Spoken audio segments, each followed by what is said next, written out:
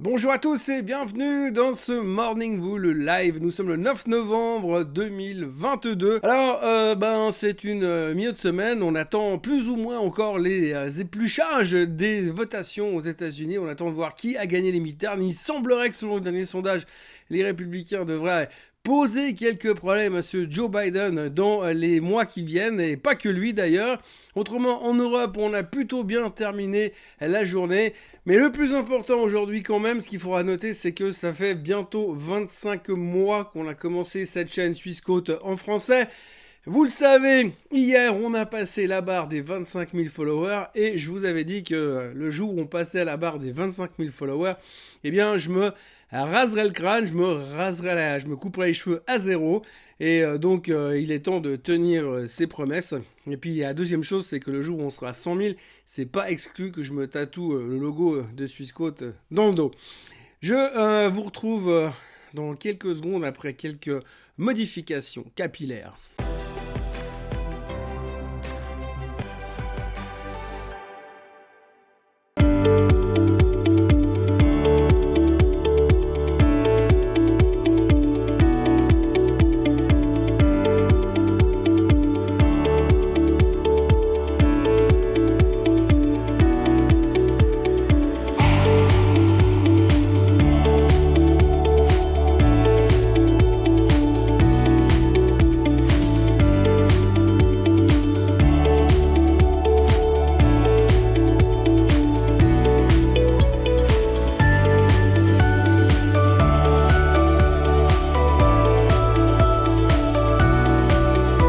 Voilà, c'est fait. Alors maintenant, j'ai plus besoin de mettre les lunettes sur la tête parce qu'il n'y a plus rien à tenir pour l'instant. Donc c'est chose faite. Avant toute chose, merci encore. Merci à vous, les 25 000 et plus, qui vous êtes abonnés à cette chaîne. Après 25 mois de vidéos, ça fait hyper plaisir. Merci beaucoup, merci de la part de tout le monde. Et merci surtout de ma part parce que je pensais pas que c'était possible de faire ça. Alors maintenant, on continue et puis on va target 100 000. Un peu comme le Bitcoin. D'ailleurs, on va en reparler aujourd'hui. Alors aujourd'hui, c'est vite vu, c'est une journée politique. Si vous aimez pas la politique, vous pouvez retourner vous coucher. De toute façon, vu la météo, il n'y a pas vraiment d'autre intérêt et d'autres choses à faire aujourd'hui que rester au lit, vu le temps de merde qui nous tombe sur la tête aujourd'hui. Ce qu'il faudra retenir aujourd'hui, c'est qu'il y a toujours les élections de mi-mandat. Ils ont fermé une grande partie des bureaux de vote aux États-Unis. Pour l'instant, on dépouille. On ne connaît pas les résultats, il semblerait, je dis bien il semblerait que les républicains sont en train de gagner ce qu'ils devaient gagner, donc on se dirige en direction d'un gridlock et on se dirige de nouveau dans un sujet qui va nous retomber dessus dans quelques temps, c'est le plafond de la dette américaine. On sait bien depuis des années que le plafond de la dette, il n'y en a plus, de toute façon il est amovible, on peut en monter tant qu'on veut, mais on va en reparler probablement ces prochains temps vu que les deux camps vont s'opposer et les deux camps vont se bloquer dans leurs décisions politiques. Alors normalement, ce qu'il faudra retenir dans tout ça, c'est qu'une arrivée des républicains au pouvoir aujourd'hui, ce partage de pouvoir devrait être positif pour Wall Street, parce que les républicains vont essayer de réduire les impôts, les taxations, donc ça c'est plutôt encourageant, et en plus ils vont essayer de réduire les dépenses aussi, certaines dépenses sociales qui ont été mises en place par les démocrates, parce que en général les marchés aiment bien quand il y a des dépenses, parce que ça fait rentrer de l'argent dans l'économie, et donc ça booste l'économie, sauf qu'aujourd'hui, eh bien on préférerait quand même ne pas avoir trop d'argent qui rentre dans le marché, parce que ça ferait quoi? Ça ferait encore monter l'inflation, et ça franchement on n'en a pas besoin. Alors le gros avantage de ce qui est en train de se passer cette nuit et ce matin et encore aujourd'hui aux États-Unis, c'est que pour l'instant on ne parle plus d'inflation, on ne parle plus de Jérôme Powell, on ne parle plus de guerre en Ukraine, on ne parle plus de la Corée, on ne parle plus de rien. L'axe principal des marchés boursiers, c'est les midterm elections. Alors tout le monde a ressorti ses tabelles de statistiques, tout le monde nous explique ce qui va se passer après, ce qui se passe après en général une élection midterms. En gros, ça monte. C'est plutôt le consensus global, c'est que ça devrait relativement bien se passer. Pour l'instant, les futurs ne font pas grand-chose. On est plutôt on attend des réponses et effectivement, et ça reflète très bien la situation dans laquelle nous nous trouvons. On attend des confirmations et une fois qu'on aura les confirmations, qu'on espère avoir d'ailleurs aujourd'hui ou au plus tard ce soir, on pourra se concentrer sur les chiffres du CPI qui sortiront demain à midi, demain après-midi, parce que du coup, on pourra en reparler de l'inflation. Ce sera le gros sujet de demain, mais pour l'instant, midterm election, complètement, 100%. Alors, il y a 2-3 trucs qui se passent à côté, mais pas vraiment dans le milieu des actions. Dans le milieu des actions, les seules choses qu'il faut retenir ces dernières heures, C'est les chiffres de Take-Two qui étaient décevants et une perspective mauvaise, moins 13%. Les chiffres de Lyft qui étaient décevants, plus une perspective mauvaise, moins 23%. Comme je vous le dis régulièrement, ça ne pardonne pas. Et puis on parlera aussi des chiffres de Disney, puisque Disney a publié ses chiffres hier. Alors des chiffres globalement bons, parce que c'est le meilleur trimestre ever de Walt Disney. Donc c'est plutôt encourageant. Mais en même temps, ils sont très prudents pour l'avenir, ce qui n'a pas du tout plu aux investisseurs. Et le titre a perdu 10% au pire de la soirée hier soir.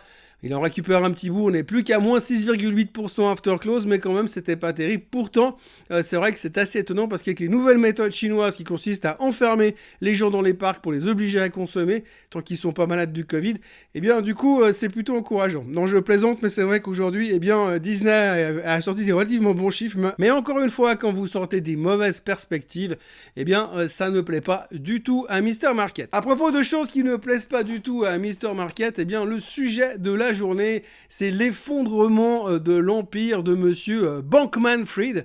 Alors, on a parlé de lui hier, donc c'est l'histoire Binance et FTX.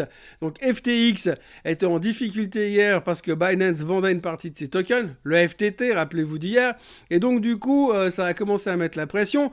Le patron de FTX, M. Bankman, a été tapé à la porte de Binance pour leur dire qu'il avait des problèmes de liquidité. Et comme il avait des problèmes de liquidité, eh bien Binance lui a proposé de racheter FTX. Donc il y a un énorme merger dans le monde des cryptos. Ça, c'est la bonne nouvelle, entre guillemets. La mauvaise nouvelle, c'est qu'en fait, tout le monde a entendu problème de liquidité. Alors quand ils ont entendu problème de liquidité, eh bien effectivement le FTT s'est fait démonter puisqu'il perdait 85% de sa valeur au pire de la journée et du coup la fortune même de monsieur Bankman-Fried, qui était plutôt le gars qui était vraiment à l'abri ces derniers temps dans le meltdown de la crypto, eh bien il s'est fait littéralement démonter. Alors les chiffres sont pas très clairs, mais on estime que hier matin, il avait 15 milliards de valorisation perso, donc multi-milliardaire, 15 milliards. Et ce matin, ça tourne. Alors certains disent juste en dessous du milliard et d'autres disent 2 milliards. Mais quoi qu'il en soit, ça fait une toute petite claque sur le porte-monnaie, entre guillemets. Ça ne devrait pas impacter ses limites de crédit quand il va payer avec sa carte crypto au restaurant. Mais quand même, ça doit faire un tout petit peu bizarre. Donc, nouvelle crise dans les cryptos, et ce qui a pour conséquence, eh bien, un sell-off massif sur à peu près toutes les cryptos majeures. On a eu la même chose sur le Bitcoin qui s'est fait décalquer hier soir, puisqu'il a tapé de nouveau les 18 000 supports du mois de juin. Dernière fois qu'on avait tapé là, on avait rebondi. Là, on rebondit aussi pour l'instant, on se traite autour des 18 200. Mais on sent que c'est un petit peu crispé de nouveau le temps que les choses se stabilisent. Dans la foulée, Coinbase s'est fait aussi taper dessus en bourse cette fois, puisqu'on s'est dit, il y a un gros acteur qui est en train de devenir encore plus gros, donc concurrence, donc pas bon. Bref, Coinbase a perdu 11% hier soir à Wall Street. On parle aussi beaucoup de Monsieur Musk. Je crois qu'il n'y a pas une journée qui passe sans qu'il n'y ait pas au moins 285 articles sur Elon Musk. Alors là, on parle d'un truc un tout petit peu étrange. Le truc un tout petit peu étrange, c'est le fait que depuis qu'il a racheté Twitter, eh bien, il a vendu encore 4 milliards de dollars de valorisation en Tesla depuis le début du mois de novembre. Alors ce qui est étrange, c'est qu'il a commencé à vendre ces 4 milliards une fois que le deal était déjà fini. Alors on ne sait pas si les banques lui ont demandé plus de collatéral pour pouvoir en fait financer leur achat, ou on ne sait pas, aussi simplement lui il a eu besoin de générer du cash pour, ses faux frais personnels ou pour injecter dans Twitter parce qu'il n'y a pas assez de pognon pour faire tourner la boîte. Donc pas mal de doutes de ce côté-là, pas mal d'interrogations. Ça a aussi des conséquences sur Tesla, parce que Tesla aujourd'hui a une configuration purement graphique qui est absolument dégueulasse, il n'y a pas d'autre terme, on le voit sur le graphique à l'instant. Ce qu'il faut retenir en ce moment, c'est que je ne vais pas poser de jugement ni de target sur Tesla, parce que je suis absolument faux depuis ma naissance quasiment. Et grosso modo, eh bien Tesla aujourd'hui a cassé des supports très importants et tout le monde systématiquement est en train de s'interroger sur l'intérêt réel que Monsieur Musk est en train de porter à sa société de voitures électriques. Maintenant qu'il a son nouveau jouet, c'est la grosse interrogation et ça fait peur à pas mal de monde. Donc, on voit pas mal de fonds qui sont en train de réduire leur position et ça se ressent vraiment de manière assez frappante sur le graphique et cette rupture de support demande un rebond assez rapide, sinon on va rentrer dans quelque chose qui est vraiment pas très très beau. Et quand on voit le potentiel de baisse qu'il y a, ça fait un tout petit peu peur sur Tesla. Mais comme visiblement en ce moment c'est la mode de faire la peau aux milliardaires, eh bien on ne sait pas ce qui est en train de se passer de ce côté-là, mais à surveiller quand même attentivement. Difficile de dire à quel moment on va rebondir, mais techniquement, juste comme ça, intuitivement, c'est pas beau. Voilà, pour le reste, ce qu'il faudra retenir aujourd'hui, c'est qu'on attend les résultats définitifs des midterms. Si ces midterms nous donnent des résultats clairs et nets, eh bien on pourra reprendre le cours de notre vie de façon un peu plus normale. Alors ce qui est intéressant à voir aujourd'hui, c'est que tout le monde est en train de nous dire si les républicains arrivent au pouvoir, eh bien c'est une bonne nouvelle. Alors j'adore vraiment le principe, cette espèce de théorie à l'emporte-pièce. Si les républicains arrivent, c'est une bonne nouvelle. On dirait que tout d'un coup, les républicains, c'est le Messie. Il y a 2 ans, c'était des complotistes. Il y a 4 ans, il y a 6 ans en arrière, quand Trump est arrivé au pouvoir, c'était le début de la fin du monde. Et puis aujourd'hui, on a juste envie qu'ils reviennent au pouvoir parce que visiblement, ça marche pas aussi bien que ce qu'on voudrait avec les démocrates. Donc c'est assez rigolo de voir la manière, encore une fois, dont on a de changer, de tourner la veste et de changer d'opinion par rapport à des choses qui finalement sont à peu près toujours les mêmes. Chose est-il, ce qu'il faut retenir, c'est est-ce qu'on aura les résultats ce soir? On espère. Comme ça, on pourra se concentrer réellement sur le truc important de la semaine, le CPI de demain après-midi. Voilà, d'ici là, je vous remercie d'avoir été là avec moi ce matin, malgré que j'ai plus de cheveux. Je vous encourage à vous abonner à la chaîne Suisse Côte en français. Et je vous promets qu'on fera un truc sympa pour les 100 000. Et puis d'ici là, n'oubliez pas de liker cette vidéo, de la partager autour de vous. Et puis de revenir demain, parce que c'est pas parce que j'ai plus de cheveux que je serai pas là demain matin. Passez une très très bonne journée. Bye bye.